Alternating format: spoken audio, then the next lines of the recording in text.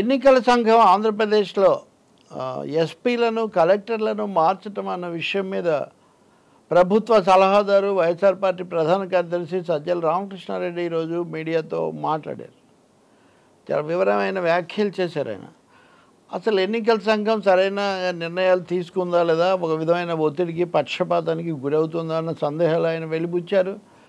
రెండో విషయం, ఇదంతా కూడా తెలుగుదేశం ఒత్తిడి వల్ల వాళ్ళని అనుకూలించే, వాళ్ళని బలపరిచే మీడియా చేయిస్తున్నది అన్న ఆరోపణ కూడా సజ్జల చాలా స్పష్టంగా చేశారు. తాడిపత్రి, మాచర్ల, నర్సరావుపేట అలాంటి చోట్ల 4-5 చోట్ల వరుసగా జరిగిన ఘటనలు, వాటితో వాతావరణం బాగా ఉద్రిక్తం కావటం, దీని మీద ఎన్నికల సంఘం కూడా రాష్ట్ర డీజీపీని, సిఎస్ను పిలిపించడం ఇవన్నీ జరిగాయి.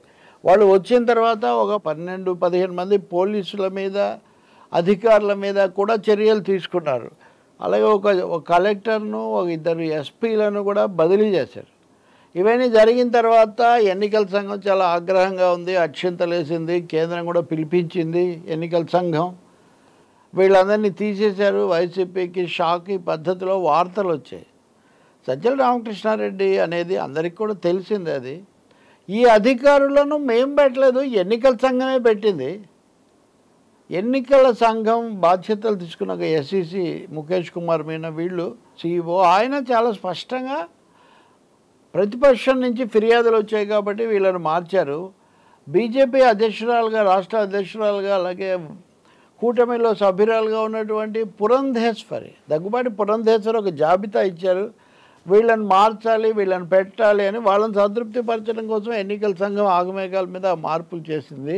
ఇప్పుడు దాడులు జరిగినటువంటి 3-4 చోట్ల కూడా, ఈ జిల్లాల్లో కూడా ఎస్పీలను మార్చి పోలీసు అధికారం వాళ్ళకి అప్పగించింది ఎన్నికల సంఘం తప్ప మా ప్రభుత్వానికి ఏం బాధ్యత లేదు. ఇప్పుడు మా ప్రభుత్వాన్ని ఎందుకు అంటున్నారు అన్నది సజ్జల వేస్తున్నటువంటి ముఖ్యమైన ప్రశ్న. అలా డీజీపీనే మార్చారు. డీజీపీ ఆధ్వర్యంలోనే జరిగింది. 4 జిల్లాలకు ఉన్నటువంటి ఎస్పీలు కూడా మీరే పెట్టారు. కాబట్టి మీ నిర్ణయాలే లోపభూయిష్టంగా ఉన్నాయి. మీరు ఒత్తిళ్లకు గురయ్యారు. వైసీపీకి వ్యతిరేకంగా పనిచేయడానికి ఇవన్నీ చేశారన్న సందేహాలు కూడా ఉన్నాయి అని సజ్జల రామకృష్ణారెడ్డి స్పష్టంగా ఆరోపణ చేశారు.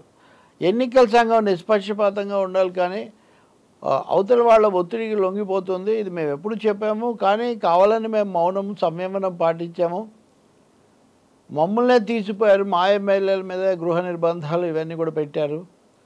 వాళ్ళ పట్ల ఏమో ఒక విధమైన మెతకదనం చూపించారు.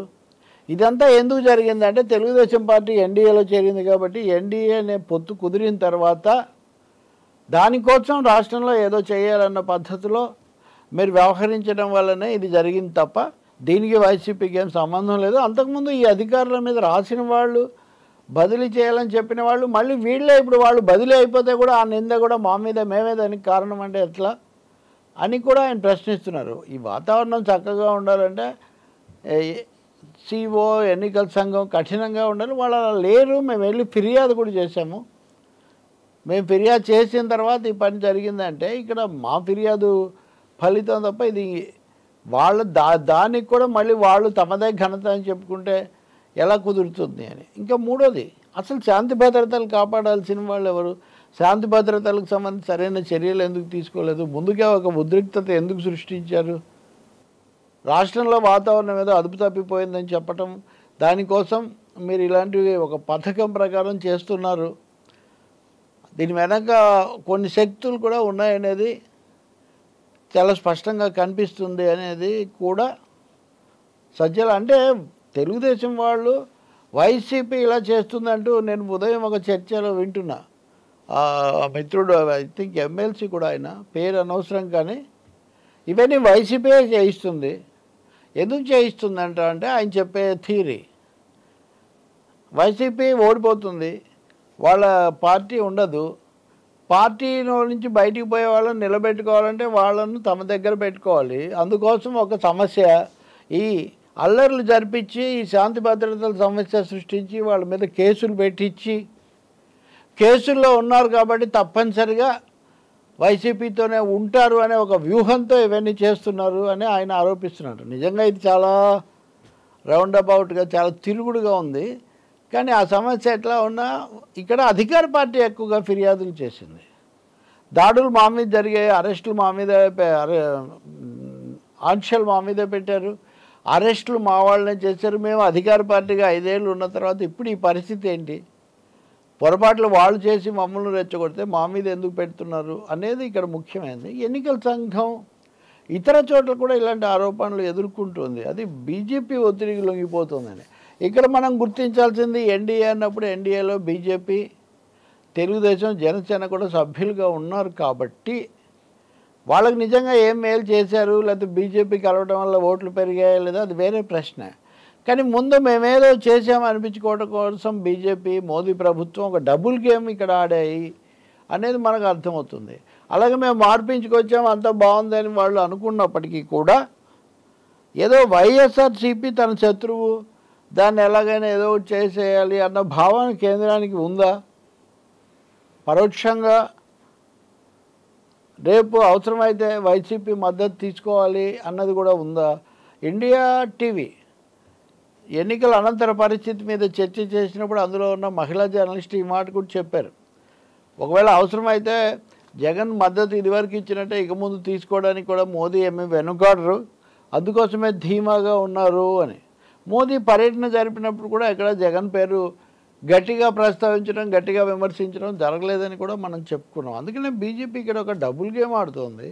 వాళ్ళ గేమ్ వాళ్ళకి రాజకీయంగా మేలు చేయొచ్చేమో కానీ రాష్ట్రంలో ప్రజలకు, పార్టీల మామూలు కార్యకర్తలకు మట్టుకు ఇది ఒక ఉద్రిక్త పరిస్థితిని సృష్టిస్తూ ఉంది. ఉద్రిక్తత ఒక లెవెల్కి వచ్చిన తర్వాత ఇప్పుడేదో చర్యలు తీసుకొని ఇవన్నీ అంటే ఎట్లా కుదురుతుందో, అసలు అలాంటి శాంతి భద్రతలు ఇలా దిగజారడాన్ని ఎందుకు అనుమతించారు? నెక్స్ట్ ఎన్నికల కౌంటింగ్కి ఇంకా చాలా సమయం ఉంది. ఈ లోపల ఇంకేమైనా అవాంఛనీయ ఘటనలు ఇవన్నీ వస్తే వీటికి కూడా బాధ్యత వహించాలి కదా. కాబట్టి ఎన్నికల సంఘం చాలా అప్రమత్తంగా ఉండాలి అని అధికార పార్టీ చెప్తుంది. అధికార పార్టీ దాన్ని నొక్కి చెప్పటం. ఈ సమయంలోనే తెలుగుదేశం నాయకులు ఇంకొంతమంది కూడా మీడియాతో వాళ్ళేదో మాట్లాడుతూ ఉన్నారు. కానీ ఎక్కడైనా ఇరుపక్షాలు కూడా శాంతియుతంగా ఇబ్బంది లేకుండా ఉండాలని. ఇక్కడ ఇంకొక పరిణామం కూడా, వైఎస్ షర్మిల, వైఎస్ సునీత వివేకానంద రెడ్డి హత్య కేసు మీద మాట్లాడకూడదు అని కడప జిల్లా కోర్టు తీర్పిచ్చింది. కడప జిల్లా కోర్టు ఎందుకు ఇచ్చిందంటే వాళ్ళు తెలంగాణ హైకోర్టుకు వెళ్ళి వాదించినప్పటికీ తెలంగాణ హైకోర్టు వాళ్ళ వాదంతో ఏకీభవించలేదు. ఎందుకు మాట్లాడకూడదు, ఎందుకు మాట్లాడాలి వివాదాస్పదంగా ఉన్నప్పుడు? మీరు నిందితులు అన్న వాళ్ళని, నేరస్తులని ఎలా అనగలుగుతారు? ఇలాంటి ప్రశ్నలు వేసింది జిల్లా కోర్టు. అదైన తర్వాత తీర్పు వచ్చింది. అంతకు ముందు తీర్పు ఇవ్వడానికి ముందు మీరు మాట్లాడొద్దు అని ఆంక్షలు పెట్టిన సమయంలోనే ఆ ఆంక్షలను వీళ్ళు సవాల్ చేశారు. మొదట హైకోర్టులో సవాల్ చేశారు. హైకోర్టు తిరస్కరించిన తర్వాత సుప్రీంకోర్టుకి వెళ్ళారు. సో చాలా ఆలస్యంగా సుప్రీంకోర్టు ఇప్పుడు తీర్పు ఇచ్చింది. కానీ ఏదైనా ఇప్పుడు కాలం అయిపోయింది కదా. వాళ్ళు ఎన్నికల్లో అంశాన్ని ప్రధానంగా ఉపయోగిస్తే ఓటర్ల మనసుల్లో వివేకానంద రెడ్డి హత్య కేసు అన్నది ప్రగాఢమైన ప్రభావం చూపిస్తుంది. అది తమ విజయానికి దోహదం చేస్తుందని వాళ్ళు ఆశించారు, వాళ్ళు ఊహించారు అని అంటారు. కానీ ఇప్పుడు ఈ తీర్పు వచ్చేసరికి ఎన్నికల ఘడియలు కాస్త అయిపోయినాయి. ఇంకా తీర్పు ప్రజల తీర్పు రావడానికి 4వ తారీఖు వరకు సమయం ఉంది. ఆ తర్వాత కూడా పట్టు విడుపులతో మొత్తం సమీక్షించుకొని షర్మిల ఏం చేస్తారు, వివిధ పార్టీలతో వాళ్ళ సంబంధాలు ఎలా ఉంటాయి, ఈ అంశాలు మనం చెప్పడానికి లేదు. కాబట్టి ఈ తీర్పు వచ్చింది కాబట్టి ఇంకేదైనా మాట్లాడవచ్చు అని కూడా, మరి కుటుంబ వివాదాన్నే రాజకీయం చేయకుండా ఉంటాం అనేది కూడా ఒక జాగ్రత్త. వాళ్ళు చెప్పింది వింటే వాళ్ళకి సానుభూతి చూపించటం వేరుగానే. కాబట్టి ఈ కేసులో తీర్పు రావటం అన్నది దీన్ని చాలా జూబ్లియంట్గా ఉండేసి ఇదేదో ఘన విజయం అని లేనిపోని వివాదాలకు ఇప్పుడు దారి తీయకుండా ఉండటం కూడా చాలా అవసరం. ఆ జిల్లాలన్నీ కూడా హాట్స్పాట్స్, పల్నాడు, లేకపోతే నరసరావుపేట, ఇలాంటివి, రాప్తాడు, వీటిలో ఎందుకు ముందే చర్యలు తీసుకోలేదనేది ఒక ప్రశ్న. అయితే ఇప్పటికైనా కానీ నిష్పక్షపాతంగా ఏదో ఒకరు చెప్పారు, ఒకరి వైపు ఉన్నారు అనే ఆరోపణలకు అవకాశం లేకుండా ఎన్నికల సంఘం వ్యవహరించాల్సినటువంటి అవసరం ఉంటుంది. మూడవది, ఇప్పుడు వివేకా కేసులో కూడా సుప్రీంకోర్టు చెప్పింది కాబట్టి వెంటనే అదే పనిగా దాని చుట్టూ మాట్లాడుతూ మళ్ళీ కొత్తగా ఉద్రేకాలు పెంచుకోకుండా కూడా పార్టీలు జాగ్రత్త వహించాలి. సుప్రీంకోర్టు ఈ విషయంలో స్టే మాత్రమే ఇచ్చింది. కాకపోతే భావ ప్రకటన స్వేచ్ఛ ఉంది కదా, వాళ్ళు ఎందుకు మాట్లాడకూడదు ఇలాంటి కామెంట్స్ చేసిందంటారు.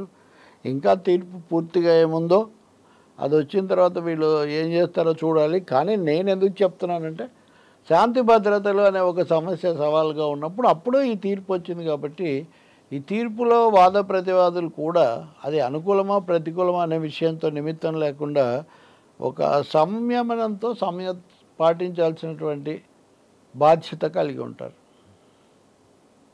అలాగే అధికారులు కూడా ఇప్పుడున్న వాళ్ళైనా కొత్తగా వచ్చిన వాళ్ళైనా ఎవరు ఓడుతారు ఎవరు గెలుస్తారన్న దాంతో నిమిత్తం లేకుండా తమ వృత్తి ప్రమాణాల ప్రకారం శాంతి భద్రతలు కాపాడడానికి అత్యధిక ప్రాధాన్యత ఇస్తారని కూడా మనం కోరుకోవాలి.